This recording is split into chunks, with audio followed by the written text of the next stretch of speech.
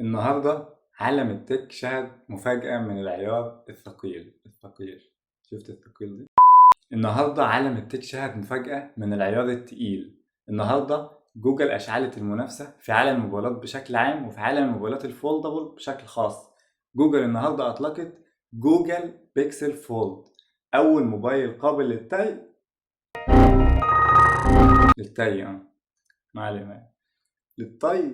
من جوجل. طبعا هي مش مفاجأة، كل الناس كانت عارفة ان جوجل شغالة على موبايل فولدبل، بس خلاص بقى جوجل اطلقته النهاردة. السؤال بقى، هل جوجل داخلة فعلا في عالم الموبايلات الفولدبل عشان تغير العالم ده، ولا داخلة عشان يبقى اسمها عملت موبايل فولد؟ هل جوجل الموبايل بتاعها فعلا هيقدر ينافس؟ طب هل السعر الكبير قوي اللي هنعرفه كمان شوية ده هيخلي الناس فعلا تبدأ تشتريه ولا لا؟ طب هل امكانيات الموبايل ده اصلا تخليك لو انت مهتم بعالم الموبايلات القابلة للطي تفكر تشتري الجوجل بيكسل فولد؟ كل ده نعرفه في فيديو النهارده. جوجل بتقول ان ده ارفع موبايل فولدبل في السوق. طبعا هي قصدها بالكلام على الجالاكسي فولد. ظهر الموبايل بيجي زي الجوجل بيكسل، زي كده الموبايل كله من الالومنيوم، بيجي الهنج بتاعه بتقول ان هي اسمها فلويد هنج. الموبايل طبعا بيتكون من شاشتين، الشاشه الاولى هي شاشه موبايل عادي، والشاشه الكبيره بقى هي شاشه تابلت مساحته 7.6 انش مع طبقة حماية كورنينج وجوريلا جلاس فيكتاس. دي طبعا يعني أحدث طبقات حماية اللي بقت كل الموبايلات بتحطها خلاص، كل موبايلات الفلاج شيب طبعا.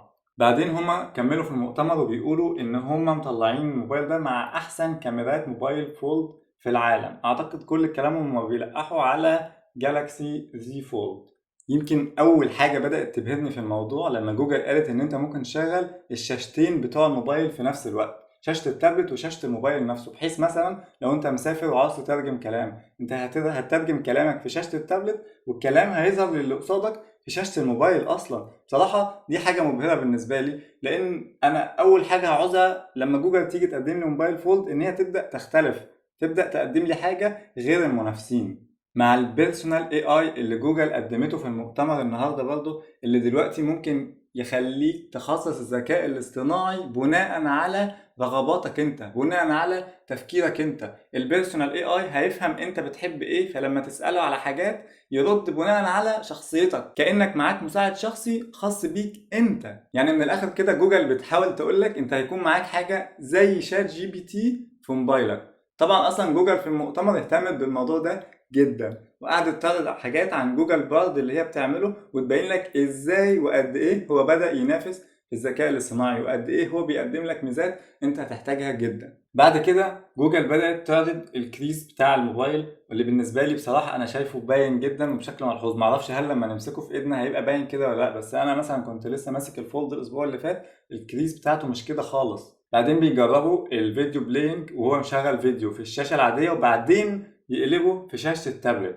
هنا بقى انا هبدأ اعلق بصراحة تعليقات سلبية، لان الفيديو زي ما انتم شايفين كده مش مالي الشاشة. طب دلوقتي انت جوجل اللي هو اصلا جوجل صاحبة اندرويد وعملت موبايل فولد، انا قدامي دلوقتي حاجة من اتنين: يا اما جوجل اصلا تعمل حاجة في الاندرويد تساعده على السكيلينج بحيث يبقى الفيديو مالي الشاشة مش زي اللي احنا شفناه ده، يا اما وانت بتصنع الموبايل اصلا انت اللي بتصنع الفورم فاكتور، انت ممكن تصنع موبايل وهو بيشغل فيديوهات يوتيوب تبقى مليانه فيه. فدلوقتي جوجل اللي هي مصنعه الاندرويد اصلا لكل الموبايلات وصلت ان هي تصنع موبايل فولد. فانا كاي شخص في الحياه قدامه حاجتين من اتنين هيستناهم من جوجل: يا اما جوجل تظبط حاجه في الاندرويد يخلي الفيديوهات على يوتيوب مثلا بتبقى للسكيلينج بحيث الفيديو هو شغال على التابلت بتاعكو يبقى باين احسن، يا اما وانت بتصنع اصلا انت اللي مصنع الهاردوير المره دي كنت تصنع فورم فاكتور محترم بريزوليوشن محترم بحيث يبقى لايق اصلا مع يوتيوب، مع فيديوهات يوتيوب اللي هو بتاعك هو كمان. لكن حالا منظر الفيديو بصراحة كأني مشغل فيديو على تابلت قديم جدا. الكلام بعد كده بيكمل عن مميزات الموبايل، وبيوري لك انه مثلا وانت فاتح التابلت ممكن تشغل التاسك بار اللي هيساعدك في اداء المهام بتاعتك بشكل اسهل، هيساعدك ان انت تفتح مثلا نافذتين في نفس الوقت. ممكن كمان يخليك تشد صورة مثلا، ده طبعا عشان برودكتيفيتي وكده، تشد صورة تحطها في شات بحيث الموضوع يبقى اسهل عليك. هيساعدك بانه يقسم الكيبورد نصين، كل نص ناحية ايد بحيث انت تشتغل اسرع. هيقسم السبليت سكرين بشكل احسن عشان تعرف تشتغل على حاجتين في نفس الوقت. كل دي حاجات جوجل بتقدمها عشان تقولك ان انت الموبايل ده موجهينه للبرودكتيفيتي، موجهينه للناس العملية، الناس اللي محتاجة حاجات تساعدها اكتر في شغلها. بيقول لك مثلا ان انت ممكن تغير مساحة نافذة عن التانية بحيث تبقى واحدة اوسع والتانية اضيق على حسب احتياجاتك. وبعدين بدأ يستعرض لك الذكاء الاصطناعي وازاي ممكن يفيدك. فجايب لك حد بيكتب رسالة، هو بيكتب ان هو عاوز يكتب رسالة، وبعدين الذكاء الاصطناعي هيبدأ يكتب له هو رسالة. فزي ما هو بيكتب كده بعدين هيدوس اوكي عادي خالص، الذكاء الاصطناعي هيكريت، بيعمل كرييتنج دلوقتي لرسالة كاملة. ودي طبعا عجبت الجمهور جدا بالذكاء الاصطناعي من غير ما هو يشغل دماغه بانه يكتبها.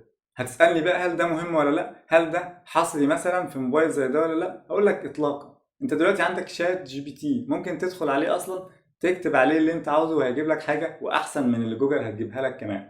فانا لحد دلوقتي مش شايف حاجة متميز بيها الموبايل، مش شايف حاجة فعلا ممكن اروح اشتري الموبايل ده مخصوص عشان الموبايل هيقدمها لي. هو ما قدمش حاجة حالا جديدة عن باقي موبايلات الفولد. من الحاجات مثلا اللي الموبايل بيقدمها لك وانت مشغل يوتيوب، لو قلبت التابلت وتنيته هيتحول ان الشاشه اللي فوق بتعرض الفيديو والشاشه اللي تحت بتبين لك الكنترولرز. ماشي يا سيدي، تمام، شكرا. بعدين بيستعرض كمان الكاميرا وبيقول لك انت ممكن تعمل سويتش بحيث ان الصوره تظهر على الشاشه اللي ورا، بحيث ان انت تعرف تتصور صوره بالكاميرا الخلفيه وانت شايف نفسك في الشاشه الاماميه. طبعا دي حاجه حلوه وكل موبايلات الفولدبل عاملاها اوريدي. وبس كده؟ لا بس كده بجد، المؤتمر خلص وهما جايين يقولوا سعر الموبايل اللي هو $1800.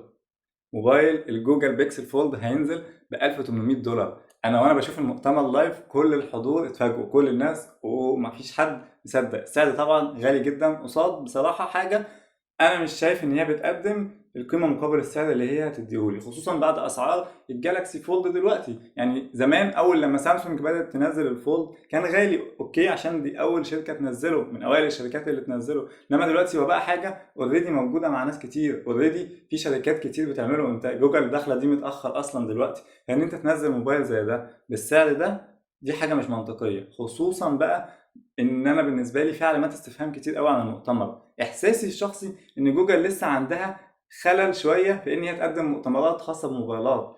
حتى الاعلان نفسه بتاع الموبايل ما فيهوش اي كرياتيفيتي، ما فيش حاجه تشدني ان انا اعيده كمان مره واحده. يعني مثلا السؤال الاهم بالنسبه لي، جوجل ما جابتش سيره في المؤتمر كله عن شاحن الموبايل ده كام واط، عن اصلا بطاريته كام امبير. مفيش اي حاجه خالص تعرفني الموبايلات الفولد دي اكتر موبايلات بتستهلك. ازاي ما تكلمنيش عن بطاريه الموبايل واستهلاكها في موبايل فولدبل؟ دي حاجه اساسيه، دي حاجه الف ب اصلا عشان اشتريه. فملخصا انا مش حاسس الموبايل قوي، ما بقولش ان الموبايل وحش، بس هو موبايل مش مميز. جوجل انا مش شايف ان هي قدمت حاجه مميزه في الموبايل خاصه بيها بحيث تخلي الناس تبدا تشتريه. يعني يمكن بيقولوا السعر $1800 عشان يهدوا الناس شويه. قالوا ان انت لو عملت بري اوردر بس هتاخد معاه الجوجل واتش، غير كده لا. عامة هي خطوة حلوة ان هم دخلوا السوق وهم اكيد هيتطوروا بعد كده. بس انا شايف لو سألتني هي جوجل داخلة عاملة الخطوة دي عشان المستخدمين، عشان فعلا تطور التكنولوجيا، ولا عشان نفسها؟ انا شايف ان هي 100%